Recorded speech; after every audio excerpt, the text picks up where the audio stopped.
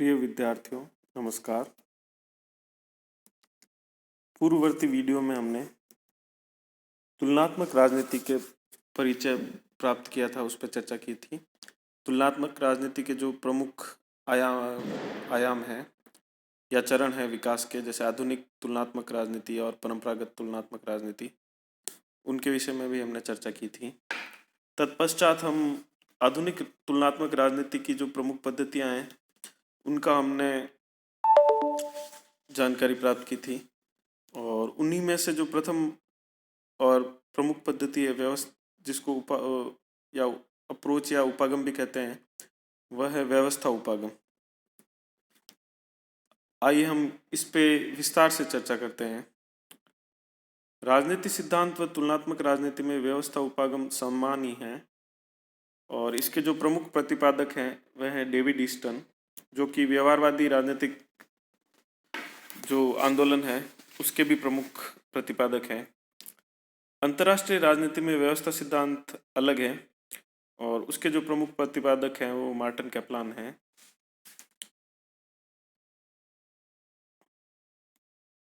जो व्यवस्था सिद्धांत है वह व्यवहारवादी उपागम का ही एक उदाहरण है।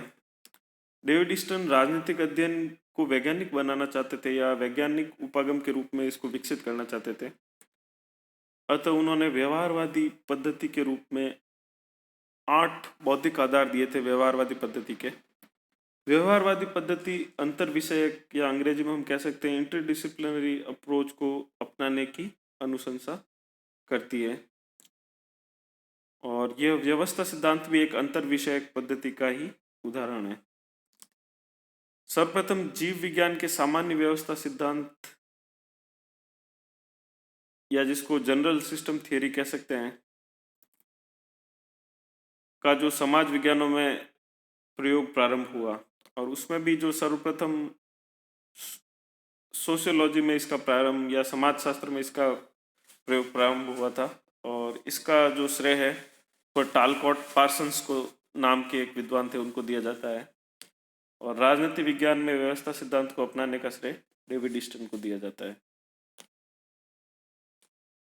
और राजनीति विज्ञान के जो अध्ययन में व्यवस्था उपागम को अपनाने के पीछे क्या मकसद है या इसका क्या विचार थे जिनके कारण इसको अपनाया गया, आइए उस पर चर्चा करते हैं। संविधान का अध्ययन सामान्यतः पर्याप्त नहीं होता, अतः सामाजिक, आर्थिक व सांस्कृतिक कारकों को समझना भी आवश्यक होता है। इसलिए डेविड ईस्टन ने राज्य व सरकार के अध्ययन के साथ साथ राजनीतिक व्यवस्था या पॉलिटिकल सिस्टम की अवधारणा प्रस्तुत की। अब आइए हम देख लेते हैं व्यवस्था सिद्धांत की क्या प्रमुख आधारभूत मान्यताएं हैं। तो सर्वप्रथम जो इसकी प्रथम मान्यता वह है व्यवस्था की अवधारणा। व्यवस्था क्या होती है, आइए जानते हैं। व्यवस्था आपस में अनुक्रियाशील कारकों का एक जमावड़ा है। अंग्रेजी में हम कह सकते हैं system is a set of elements in the state of interaction. यह अनुक्रिया कैसी होती है? ये अनुक्रिया व्यवस्थित होनी चाहिए, स्ट्रक्चर्ड एंड पैटर्न इंटरैक्शंस। राजनीतिक व्यवस्था का अवधारणात्मक एक आरेख है जिसमें जो पर्यावरण और उसके भीतर जो राजनीतिक व्यवस्था विद्यमान होती हैं, जिसकी अपनी सीमाएं होती हैं, जिसमें अनेक सामाजिक, आर्थिक, सांस्कृतिक कारक होते हैं, और जो राजनीतिक व्यवस्था है वह जो समाज की जो अनेक जो उपव्यवस्थाएं होती है, धार्मिक उपव्यवस्था, सांस्कृतिक उपव्यवस्था, इसी प्रकार राजनीतिक उपव्यवस्था भी एक उपव्यवस्था होती है। आइए हम देखते हैं राजनीतिक व्यवस्था के क्या लक्षण होते हैं। राजनीतिक व्यवस्था पर्यावरण में अवस्थित होती है, पर्यावरण में उपव्यवस्थाएं होती है, राजनीतिक व्यवस्था उनसे प्रभावित होती है, वह उन्हें प्रभावित करती है। ये व्यवस्थाएं जो पर्यावरण से बाहर रहती है वे ना तो प्रभावित होती है और ना ही प्रभावित करती है। इसका अर्थ है कि वे निर्धारक नहीं होती, व ना ही उन पर विचार किया जाएगा।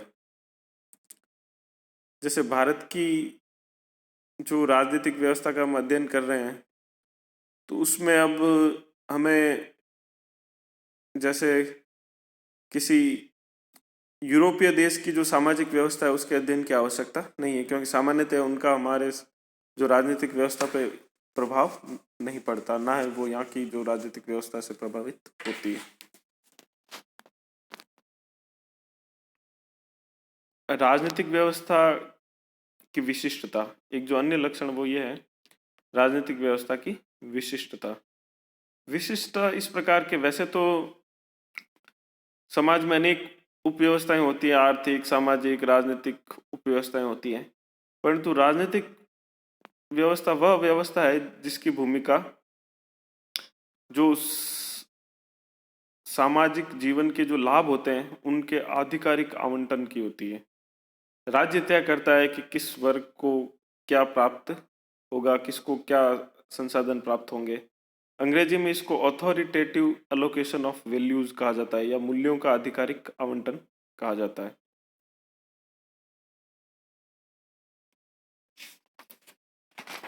इसका एक अन्य तात्पर्य यह भी है कि इस यह यही जो है राजनीतिक व्यवस्था ही है जो सर्वोच्च निर्णयकारी निकाय होता है समाज में, अर्थात इसका निर्णय अंतिम होता है, और इसका अर्थ है कि इसकी निर्णयों की प्रकृति भी बाध्यकारी होती है।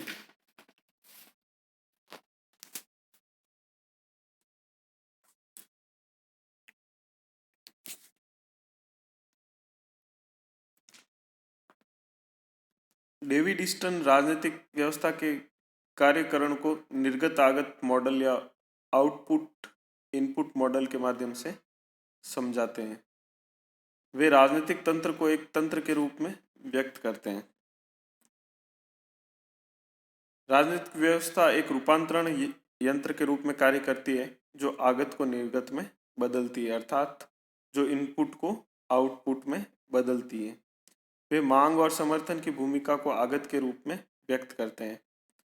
अब आगत में क्या क्या शामिल है? मांगे और समर्थन। राजनीतिक तंत्र मांगों का प्रसंस्करण करता है, वह उसे निर्णय व नीतियों में बदलता है। पर्यावरण के साथ अनुक्रिया जारी रहती है। एक प्रतिपुष्टि पास या फीडबैक लूप होता है जिसके द्वारा समाज की प्रतिक्रिया से राजनीतिक व्यवस्था को अवगत कराया जाता है, व जिसके अनुसार आवश्यक होने पर बदलाव भी किया जाता है।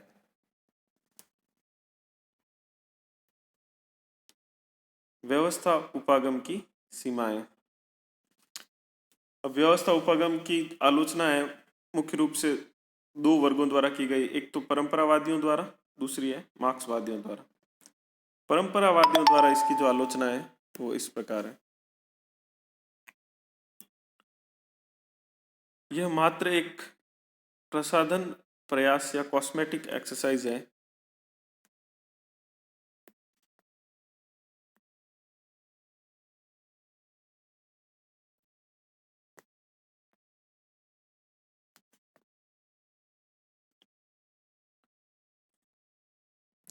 प्रसाधन प्रयास या कॉस्मेटिक एक्सरसाइज है। व्यवस्था सिद्धांत द्वारा जो कुछ भी समझाया जाता है उसे अन्यथा भी समझाया जा सकता है। यह गैर जरूरी जटिल शब्दावली या अननेसेसरीली कॉम्प्लिकेटेड टर्मिनोलॉजी को लाया गया है इसके द्वारा। यह मात्र एक अवधारणात्मक रूपरेखा, जस्ट ए कॉन्सेप्चुअल फ्रेमवर्क है। यह विश्लेषण के लिए उत्कृष्ट उपकरण नहीं है। इसका प्रयोग शोध के शुरुआती चरण में समंक इकट्ठा करने हेतु किया जा सकता है, उसके आगे इसका कोई महत्व नहीं है। अब मार्क्सवादियों द्वारा इसकी आलोचना।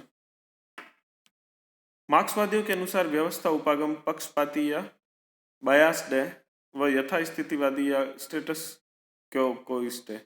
यह पश्चिमी राजनीतिक व्यवस्था के प्रति पक्षपाती है। यह कैसे? यह मॉडल पश्चिमी राजनीतिक व्यवस्था की कार्य पद्धति पर आधारित है। यह पाश्चात्य राजनीतिक व्यवस्था को आदर्श के रूप में प्रस्तुत करता है। अतः यह पक्षपाती वह दर्शाता है कि पाश्चात्य प्रणाली ही वह दिशा है जिस ओर सभी देशों को बढ़ना चाहिए। अब यथास्थितिवादी किस प्रकार है? यह दर्शाता है कि पाश्चात्य लोकतंत्रों ने समस्याओं, विरोधाभासों को सुलझा लिया है। यह दर्शाता है कि राजनीतिक प्रक्रिया बड़ी आसानी से स्मूथ मैनर में चल रही है। यह व्यवस्था के टूटने, विरोध व क्रांति को नहीं दर्शाता। यह पाश्चात्य प्रणालियों को आदर्श के रूप में दर्शाता है, जिससे जैसे कि इनसे बेहतर प्रणाली संभव नहीं है। अन्य को भी पाश्चात्य दिशा में ही बढ़ना होगा।